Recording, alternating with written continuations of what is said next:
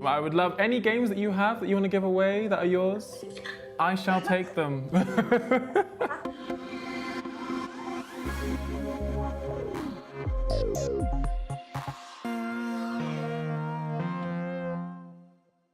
Welcome to Season 4 of Art and Technology. I'm Nora Khan. You're joining me for a conversation about game design with video game pioneer Muriel Tramis and artist Danielle Brathwaite-Shirley. And so we're going to talk today about game design as a tool for entering and reshaping the archives and for creating new worlds.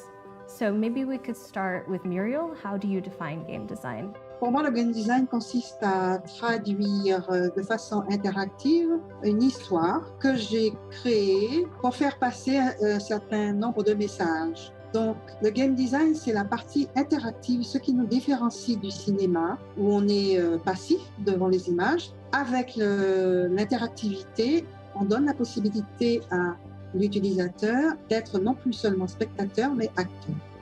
Maybe I could turn it over to Danielle. So for me, the way I understand game design is I look at it as an archive and a way of storing people around me, as well as protecting them through choices that the audience has to make, and refusing this idea of a passive consumption. It's not always just entertainment. Sometimes it requires a deeper look into the audience member themselves in order to understand why they're doing the certain actions within the game and why they feel guilty. Muriel, I wanted to say I'm super excited to meet you. You've been making games since the 1980s, and I'm most curious about how did you see your own practice as a designer evolve over time? Donc, en fait, c'est la technologie des images qui m'a poussée à intégrer progressivement de l'image 3D et des images réelles. Après l'événement de la 3D, ça a été une évolution technologique incroyable. D'ailleurs, Urban Runner est un jeu qui a été totalement filmé en images réelles. Lost in Time, par contre, a mélangé les techniques de l'image réelle, de la 3D et de la 2D. C'est un petit peu ma signature, d'ailleurs, que je vais reprendre dans mon futur jeu.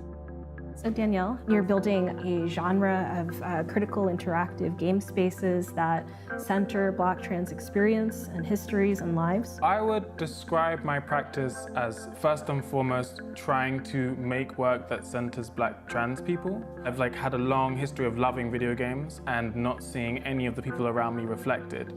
And the only times we would see them is if we had control over creating the characters and placing them within the games. And my whole practice is based around working with groups of Black trans people to place them and their stories within an environment that hopefully will survive as an archive for those like us to look back on. Essentially, we're trying to build a new form of archive that not only stores, but also reacts to the audience depending on how they treat it. Try and avoid this kind of erasure that can happen within archives themselves. Muriel and Danielle, thank you both so much for walking us through the past, present, and future of game design and creativity. The future looks bright. Please tune in to our next episode of Art and Technology. Thank you and goodbye. Hyundai Motor, connecting art and technology.